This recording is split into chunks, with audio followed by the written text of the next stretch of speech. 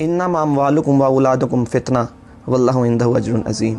तुम्हारे माल तुम्हारी औलाद एक बड़ी आजमाइश है और अल्लाह ही है जिसके पास बड़ा अजर है। जो औलाद और माल है ये आजमाइश है। अगर माल ज़्यादा हो वो भी आजमाइश, और अगर औलाद अच्छी ना निकले तो वो भी आजमाइश।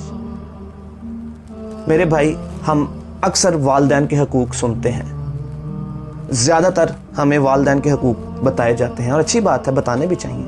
लेकिन आज मैं बात करना चाहता हूँ औलाद के हकूक़ के बारे में कि औलाद के भी हकूक़ हैं, औलाद के भी हक़ हैं।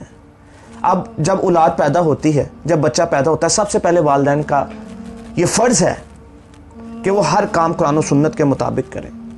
उसके कान में अज़ान दें, तकबीर कहें, फिर 7वें दिन उसका अकीक़ा करें, और अगर बच्चा है तो उसके खतने करें, उसके बाल कटवाएं, उसका नाम अच्छा रखें, नाम भी इस्लामी रखें जिसके मनफी असरात ना पड़े। उसके बाद माँ को चाहिए कि 2 साल तक अपने बच्चे को दूध पिलाए। उसके बाद उसकी अच्छी परवरिश करें। जब 7 साल का हो जाए तो उसको प्यार से नमाज का कहें, और जब वो 10 साल का हो तो उसको मार कर नमाज का कहें। अब हम 5 साल में बच्चे को स्कूल में भेजते हैं, उठाते हैं, ज़बरदस्ती छुट्टी भी नहीं करवानी। लेकिन जब नमाज की बारी आती है, जब बच्चा 10 साल का होता है, उसे कहते हैं सोने दो, उसकी नींद पूरी होने दो, स्कूल जाना है। मेरे भाई, ये मामला बड़े सख्त हैं। इनके सवाल जो आगे जाकर मैं जवाब देने पड़ेंगे ना, बड़े सख्त हैं। अब स्कूल के लिए हम नागा नहीं डलवाते, लेकिन जब बारी नमाज की आ जाए, कुरान की आ जाए, तो हम कहते हैं नहीं कोई बात नहीं, इसको सोने दो, अभी टाइम नहीं हुआ। ये वालिदैन के जो फ़राइज़ में शामिल है कि वो अपनी औलाद को नमाजी बनाए। अब बड़े होकर वालिदैन क्या कहते हैं? यार दुआ कर मेरी औलाद अच्छी निकल आए। मेरे भाई, आपने बचपन में उसको नमाज का आदी नहीं बनाया। आप उसके साथ बैठकर फिल्में ड्रामे देखते रहे, आप उसके साथ गंदी मूवीज देखते रहे। आज नहीं देखी जाती? ऐसे ऐसे सीन्स आ जाते हैं, सारी फैमिली इकट्ठी नहीं बैठी होती, माँ भी बैठी है, बाप भी बैठा है, उसकी औलाद भी बैठी है, और सारे फिल्म में देख रहे हैं, हर तरह का सीन देख रहे हैं। और इतना भी हम, और फिर बड़े होकर कहते हैं कि हमारी औलाद की परवरिश अच्छी नहीं हुई। हम शादी में अपने बच्चे से डांस करवा के क्लैपिंग करवाते हैं, उसकी तारीफ करते हैं, और बाद में कहते हैं बड़े होकर यार मेरी बच्ची तो डांसर निकल आई है। तो मेरे भाई, बचपन में डांस क्यों करवाया था? जो तुम बुनियाद बना रहे हो वही बड़े होकर निकलेगी ना।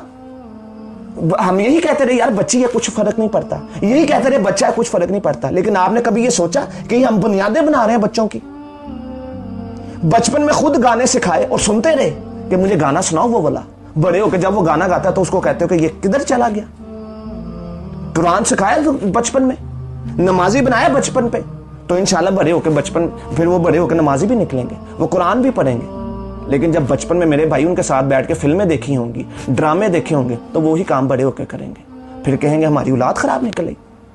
अल्लाह से डरें। ये वालिदैन के फ़राइज़ हैं कि अपनी औलाद की तन्हाइयों में भी देखें। आज औलाद बड़ी होकर सबसे पहला जो आजकल डिमांड कर रही है, जी मुझे मोबाइल अच्छा चाहिए। आप मोबाइल लेके उसको 40,000 का दे देते हैं, 3,000 रुपये का उसको वाईफाई भी लगवा देते हैं, 3,000 रुपये महीना उधर देते हैं। अब आपको पता वो बेडरूम है वो क्या यूज़ कर रही है आपकी औलाद? कभी हमने सोचा? बाप सारा दिन अपने काम में, माँ सारा दिन अपनी किचन में, कि सुकून है जी मोबाइल पे लगे, लेकिन कभी सोचा मोबाइल पे क्या चल रहा है? और फिर बड़े हो के आप कहते हैं मेरी औलाद सही नहीं निकली, दुआ करें, मैं बड़ा परेशान हूँ, अच्छा रिश्ता नहीं मिल रहा। खुद अच्छे हैं नहीं और अच्छा रिश्ता ढूंढ रहे हैं। मेरे भाई, ये हमारे अंदर कुताही है। वालिदैन के भी फ़राइज़ हैं कि वो अपनी औलाद को अच्छी तरबियत करें। माँ बाप के ये फ़राइज़ हैं कि उसको नमाजी बनाएं, उनको कुरान मजीद पढ़ने के काबिल बनाएं, ताकि बड़े होकर वो नमाजी बने। अगर आप डांसर बनाएंगे तो बड़े होकर डांसर बनेंगे। इस चीज़ को बहुत ख्याल रखना चाहिए।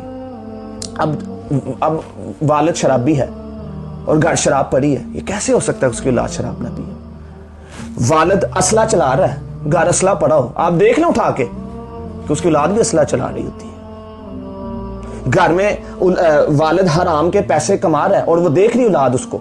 आप कभी क्यों नहीं सोचते कि जो हम बोलते हैं, अगर एक उर्दू स्पीकिंग के घर अगर बच्चा उर्दू बोलता है, तो आप ये क्यों नहीं सोचते कि असला चलाने वाले घर में असला भी चलेगा, गाने वाले घरों में फिर गाने भी गाएगा, फिल्में देखने वाले को फिर फिल्में भी बनाएगा? ये क्यों नहीं सोचते?